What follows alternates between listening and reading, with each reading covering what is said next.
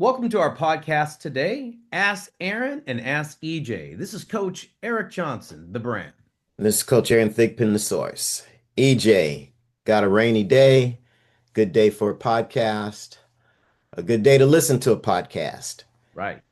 So, what do we got on tap for today? Tell the peoples. Definitely. I think this is an interesting topic that seems to be coming to the forefront right now. And the topic today, Aaron, is travel ball locally becoming recreational? Is it becoming Mm. just hanging out with your buddies and just get together and go play and that's it? And it's just you don't have to practice very much. And at the national level, I don't see that. I see more aggressive teams, more competitive teams. But locally, the trend seems to be in the past year and a half, kind of just have at it. Just hey, I'm just happy to be here. And where are we going in Northern California with baseball regarding that? Let alone at your local tournaments. At least here in Northern California, I've seen that. Quite a different trend, Aaron, and I think it's a great subject to talk about today because I'm starting to see this happen a lot. Interesting. Yeah, you kind of threw a curve to me when you said locally. I thought you were going to talk on a national aspect. So, I mean, that's a good take. The one thing that I've seen, and we've been doing this 30 years, so we basically started when travel baseball was just starting. And I've noticed that travel baseball has definitely evolved. I mean, it's evolved for good and bad. I mean, it's now this big, for lack of a better term, institution all over the country. And back when we started, you kind of just played youth sports, but it wasn't an industry. Now it's an industry. And I don't know if for good or bad, the changes that have come with that. But, I always have those, I don't want to say good old days, but those early days where, when you played travel ball, there was a velvet rope. There was a barrier to entry. And words meant something, terminology meant something. So when you said travel ball 20, 30 years ago, there was a distinction. Everyone knew that that was a different level of ball. Now, fast forward to today where you can't throw a rock without hitting the travel team. And Right? Yes. and so everyone's playing travel ball. Everyone's on a travel team. And I don't know if it's the same because again, back in the day, there was a distinct defining line and there was a distinct level of play and it wasn't kind of, come one, come all, pay your ticket to ride, sort of Right. thing that goes on now.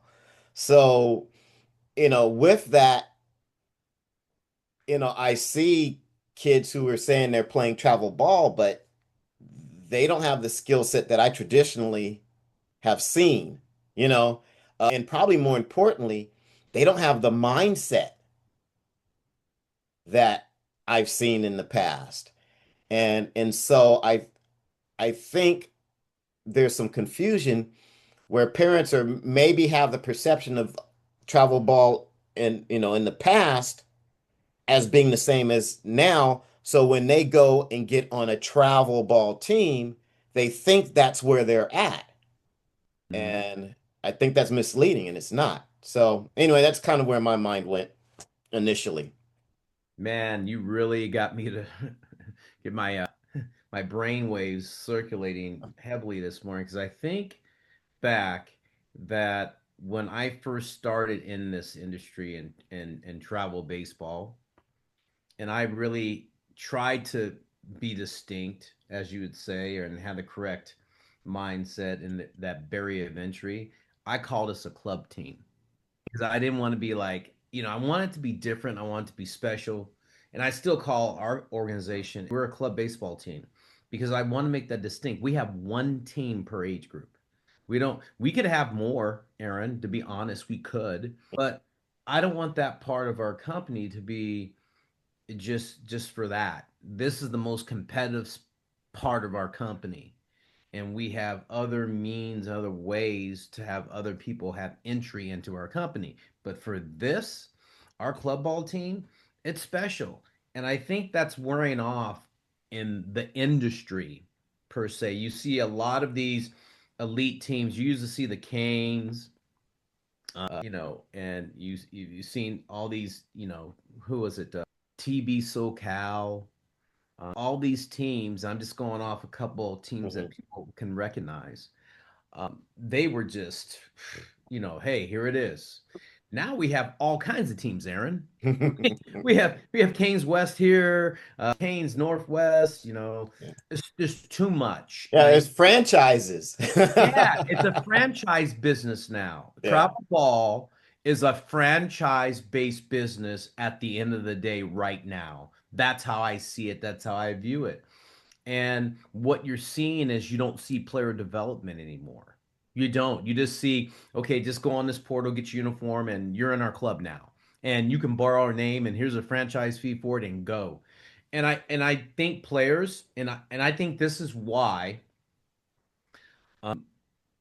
we see the lack of freshmen. Now I'm going to go on another turn here, Aaron. The lack of freshmen, meaning high school seniors that graduated that are going to play a high level of baseball. And when I say a high level of baseball, I'm not talking Division One.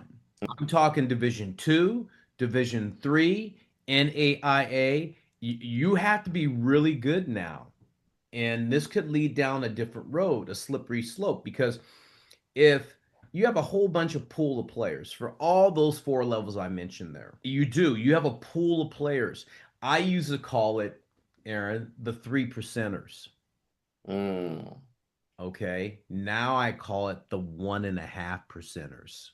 There's too mm. many just recreational players in this travel ball industry. And the coaches are going, hey, we got this one guy that's good. For instance, Right. we might go, you go to these showcase and T camps and everybody's looking for players. But in all Mhm. actuality, a coach may go, I found my two players. That's it. And there's 150 kids out there, and two guys I want. And that's it. Out of the 150 players out there at a collegiate showcase, there they are, and I got two players. And Right, right, because our industry is too flooded with just what I call it travel ball, too many teams at too many levels. Now you have double A, right, triple A open and majors. That's four divisions within one age group. So right. that's why I call it locally, recreationally. I mean, and I see that. I do. There wasn't when I first started, Aaron, there was just, okay, you're 13U, you're in majors, and there was like six teams in Northern California, and they were Mhm. good, and they played each other every 2 weeks. You practice all the time, and okay, what are we gonna do next time against this team? This team we see them at this tournament, and all the coaches would call and say, "You're gonna be at this tournament. We want to play you again." And Right, that's the relationship we have. Like, are you gonna be there? Yeah, we're gonna be there. Okay, we'll see you at the tournament. right, Now right, right. it's like whoever shows up, just go play. Yeah. And the respect for the game, here I go on to another tangent. Hmm. The respect for the game is lost. Mm. Win at all costs, running the score up. This is, hey, it's Championship Sunday. I don't care what we're gonna run it up. My God, it's 10U baseball. It's Yeah. baseball. Oh, you want to run up to 25-2, and Yeah. crazy stuff like that. Oh, we need to have the differential. Are we playing and training players to be next level players? Are we chasing a trophy? Right. That's what I see at this locally means travel ball is recreational locally because we're chasing a trophy and not developing players. Interesting. Mindset. So, Go ahead. yeah, so has that diluted even the lower ranks even more, like the, Little League and Triple A? You know, what effect has that been? And are there maybe, I don't want to say there's fewer coming into Little League baseball, but are they just opting to go to travel because of the perceived prestige of travel. Do you understand what I'm saying? Absolutely. I do understand what you're saying. And you are seeing decline of players going to other resources of baseball, whether it's Little League or it's a association or Bill Ripken or even American Legion. You don't see that anymore. Right. You're starting to see less players going to those type of Mhm. organizations, okay? Because in Northern California, remember, Aaron, when we first started, American Legion was the play. Yeah, yeah, Everybody played exactly. Legion. Then it became a very elite type of club baseball. Now, I only know of one American Legion team that's actually in Fairfield, and their team is good. I Mhm. played them. I actually played them on our schedule in high school, and they have an 18U team, and it's 17U team, and it's a solid team, because I think a lot of the kids out in that area, they're not going to play for a travel ball team, and they stay locally, but it's competitive as heck. They're good. I give Right, them a lot of credit. They are playing. They do have good pitching, good players, stuff like that. But that's one team. right. That's And just that, one team. yeah, and that's why I asked because baseball now has become a sport of means. Hmm. And if you've got more of the talent and more of the people of means trying to jump into travel baseball, what does that leave for, like you said, kind of local baseball? And and is that, like I said, level of play starting to really fall off?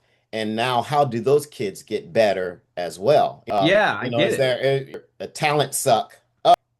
Even though not all of those kids are necessarily travel quality kids, Right, but obviously there's probably enough of them who think they are, and now just local, base level baseball, for lack right. of a better term, has that been gutted, in a sense, and is that play now even worse?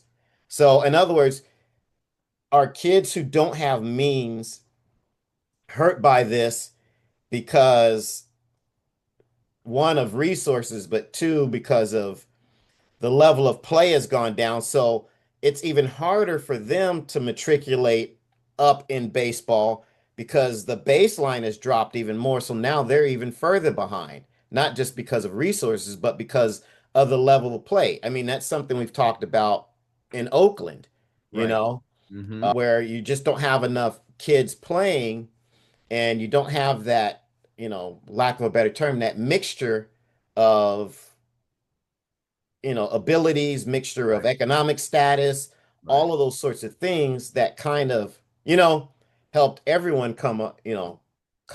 Right. I agree with you. I think resources, number one, is hurting that player that's talented at that level. At, if you're going to talk recreationally, Hmm. they can't get to that next level, and then the talent is decreasing. So how's that player getting better? They're Hmm. not, and they're Yeah, getting lost in the shuffle. yeah, And I see this. I see it a lot of ways. Is baseball becoming elitism? yeah, People talked about, is it like golf? yeah. Is it like golf? Are we, Hmm. are we exposing it to everybody? And there's different people that are doing a good. Tyson Ross does a good job Yeah.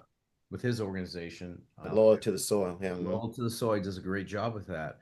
But at the end of the day, Aaron, it's watered down too much now. And for me as an organizer of a baseball club, Hmm.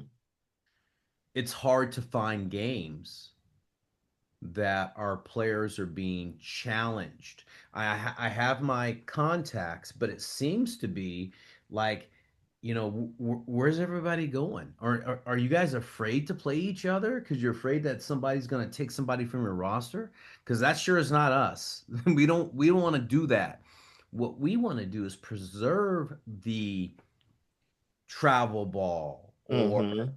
baseball club industry, that it means something. There is a special, you have to be that kind of player to play here. And the things you said earlier, barrier of entry, are you talented enough? Okay.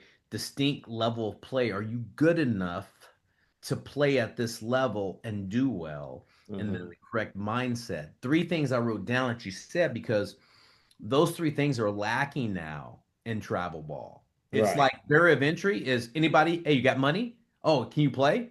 Yeah, Right. you come on. Is your level play? Oh, you're all right. You're not gonna hurt us. I mean, what happened to here are the numbers. You need Right. to run this, you need to hit this, you need to do that, and you need to play well in the game. What Right. happened to all of that, Aaron? And there was tough kids. I mean, Hmm. hey, a kid wouldn't come in, hey, you got a band-aid? Right. The kid would just be tore up, his elbows scrape, his knees, and blood's going through the pants, right?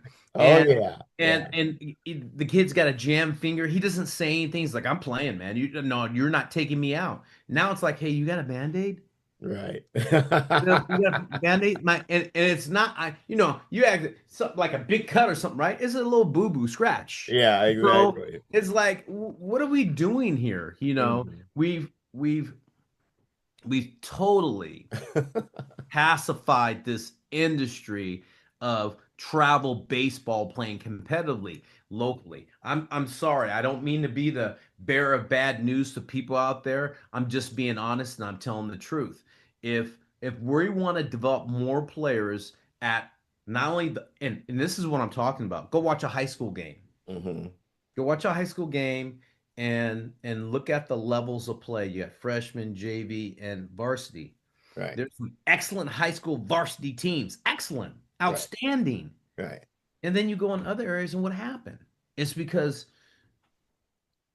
what's going on? Right. You know Right. what I'm saying? So it's interesting. Resources is important too because not only resources at the travel ball industry, but resources in high school. Like we don't have enough coaches. We don't have enough fields. Mm. We're talking about a lot of different things. Back when we started, there were fields. Now there's no fields. Really? There, Oh, it's because of all the teams, though. Yeah. right. Yeah. That's why all the I need field time, and no one can find a field, right, to Hmm. go practice and get better. Right. And no clinics anymore. What happened to clinics? What Yeah. happened to the clinics there? You get guys to come out, teach the game. Right. You get 40, 50, 60 kids out there and you're teaching the game. The clinics are non-existent anymore. Not developing players because clinics, kids don't, oh, I'm just going to go on the internet or I'm going to go my private instructor. They're not exposed to different personalities, different ways to play the game, different means that way. And the group of coaches who are doing the clinics think the same way. Mm. We're teaching. Hey, so what? You made a mistake. Here's a drill that can help you. That's gone. So Mm. that's why we have this recreational look at the local level, and no one gets it. Like I've been in this for 30, my goodness, 35, 36 years now, okay, of training and development, 37 years. And what I've found out, the clinics are not, the coaching clinics. Who's teaching the coaches how to coach travel ball? Yeah. What happened to that story? Ron Lotus, Joe Millette, and myself started coaching clinic business for a Little League. Yeah. And we did this to teach the coaches how to coach the players. Right. But in our industry, anybody's coaching. Who's teaching the kids what's right and wrong? I mean, a person goes, I'll just go on chat Yeah, I was GPT. gonna say Google's doing that job now. Go on Gemini. Gemini's going to tell me the whole thing, and all kinds of stuff, right? And the game's not being taught properly. And you know what? It starts from the top, from Major League Baseball down to minor league baseball, down to collegiate baseball, down to high school, down to junior high, down to travel ball, all that stuff. It's going down. I watch players, and nationally you see really, and I tell you, nationally, the reason why you see it because they're cherry picking off their organization's teams. Remember, that organization had one team. Now they have 40 teams, 30 teams to go cherry pick off that. Let's bring it together. Right. So are we, is travel ball at the national level? Here's another subject, Aaron. Is travel ball at the national level like the World Baseball Championships now? WBC. You get your best players from United States, best players from Dominican. Are you doing that within the national level in travel ball? Interesting. It's interesting, but can I tell you, locally, to get back to our subjects, it's more recreational, Aaron. It, Well, as long as there's a buck to be made, I don't know if that's going to change. you know what? It's not going to change. It is here. It is in the industry, and the only way to do that is to monitor who you decide is a majors team, AAA team. And do we pull the plug and say travel ball locally is more for major teams only, and we're going to get the most competitive players? Mm, That will, and if you do that, then the organizations like Little League grow stronger. The mm. other associations grow stronger because now you have the players playing where they should be playing. Yeah, How you about have that? a ceiling on it. Yeah. That's right. And you know what? That's just food for thought. People say, "Hey, we got to find more competitive competition." That's what you do. You start, eliminating small things. Hmm. And everybody has a place to play. We never said that. That's great. But if you want competitive travel ball, hey, wake up and smell the roses. So that's what we got today, Aaron. All right. All right. My friend, I like Yes. this. So if you got any questions out there or anything you want to hit us on, hit us up on our social media outlets, and we'd love to talk to you. Hey, this is Coach EJ from the Ask Aaron and Ask EJ show. And this is Coach Aaron from the Ask EJ and Aaron show. We'll see you.